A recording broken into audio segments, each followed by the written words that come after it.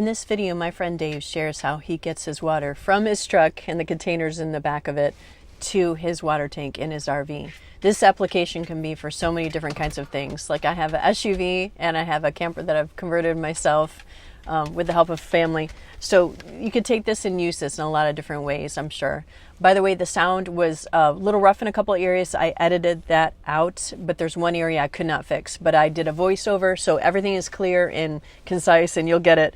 No problems. And if you have ideas or things that have worked for you, please share it in the comments because that will help other people too. So thank you for being here, and I hope this helps you.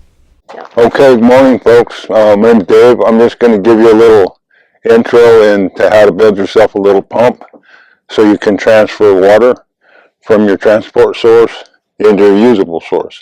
So I just built myself, took an RV pump, fastened it to a block so it's stable so you can set it and carry it.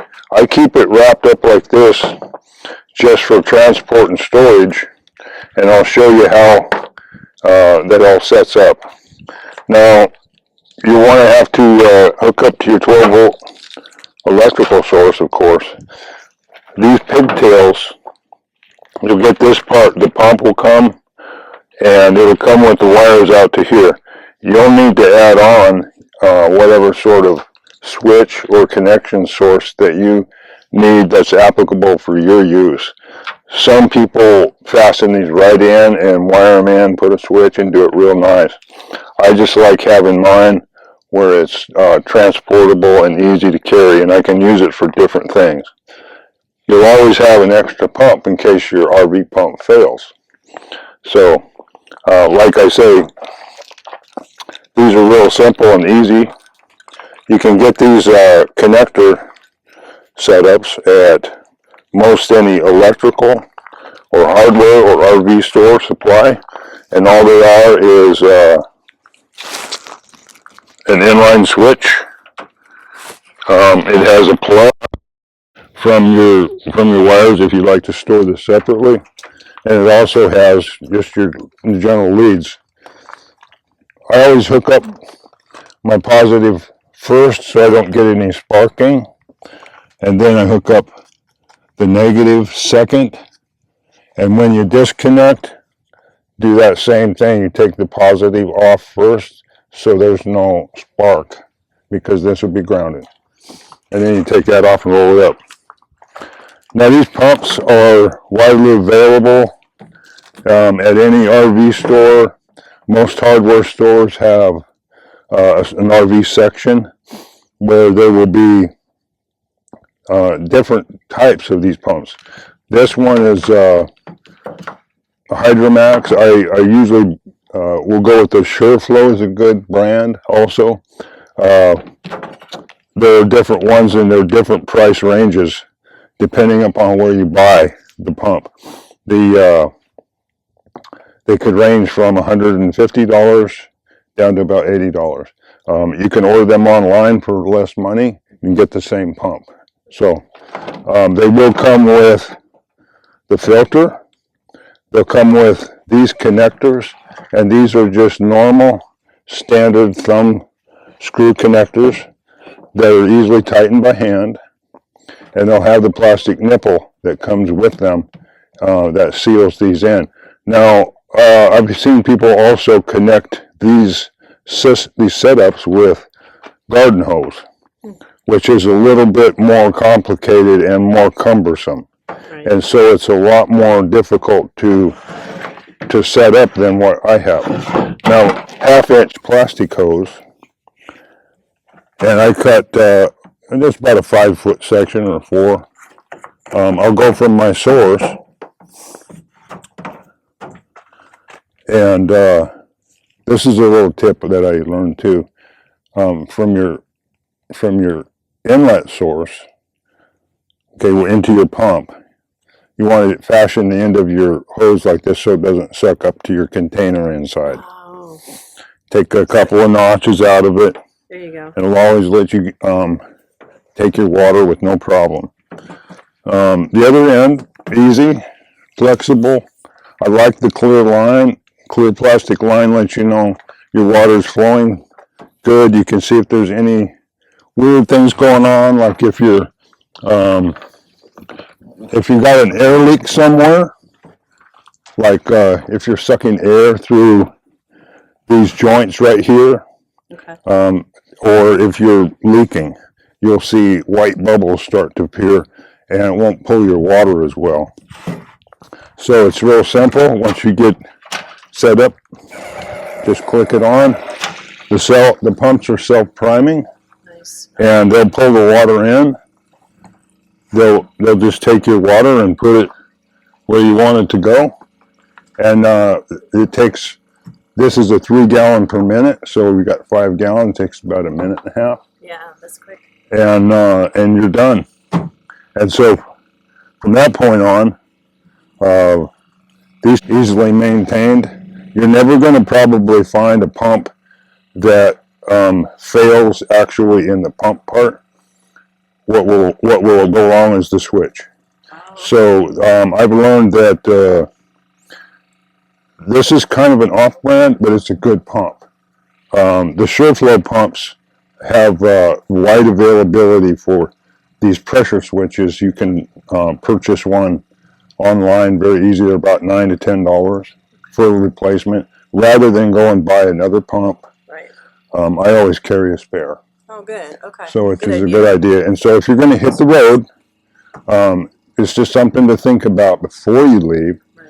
because the applications for moving water from one place to another are as long as your leg.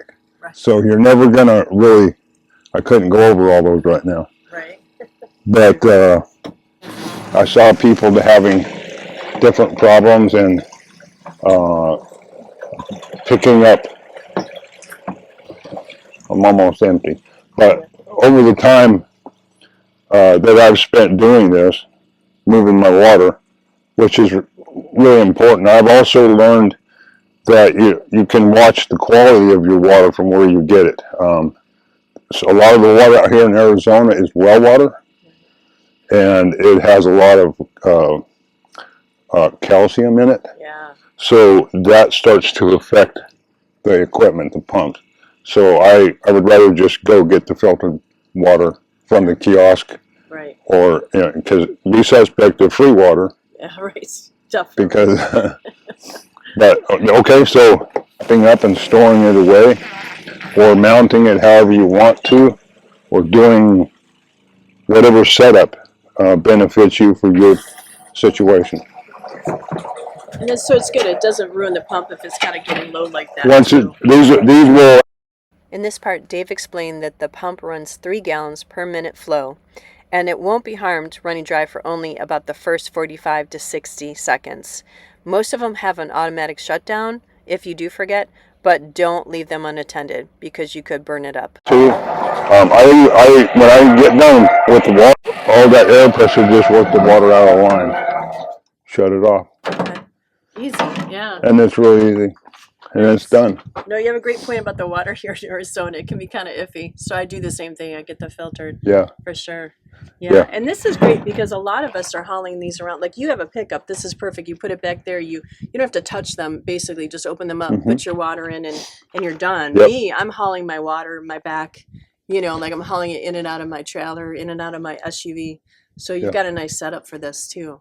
Yeah, and it takes time. A lot of the veterans that have been out here for years are traveling around. I'm more of a snowbird. Right. I just go from Colorado to here and back. And that's another piece of advice.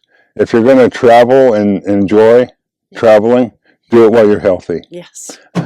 So true. So, Yeah. Thank okay, you. That's so- great. I think that's everything, right? yeah, We think it's that's something- all there is to it except putting it away, and it takes about 30 seconds. Right. So it is a good thing to know before you hit the road. Right. Oh my gosh. Yeah. And something you wouldn't normally think about Yeah. before you get out, like I say. When you're in a house or whatever, we take Mhm. water for granted. We just think, we just turn on the tap and it's there. But we don't do that out here. We've got to Yeah. get our own water, and we need it for everything: cooking, washing. Like it's just the dogs. It's a lot. Yeah, absolutely, yeah, So- and all those things. And I've had friends that had wives that take a lot of showers. Right. You know, they don't want to hook their trailer up every day and haul it down and get water and bring it back. Yeah. You know, Yeah. there's could be any reason why you need more water. Right. And but it just makes it easy and simple to transfer. A lot of the old timers, they're doing this, Right. and I basically learned that from them. And you come up with your own idea on what fits your situation. True. So you know, you can do whatever you'd like. I would suggest the clear plastic line because it is flexible. It lasts. This has been on here a couple of years. Wow. Yeah. So I can replace it real easy. You know, at what, 35 cents a foot or something. Right. So, Yeah. and I don't have any fittings or anything to mess with. It's just, it rolls up real easy. And then I just tuck it away, you know. Yeah. So. Good. Thank you so much, Dave. I really appreciate you sharing this. So I hope you enjoyed that video with Dave. Thank you, Dave, for helping out and showing people what you do.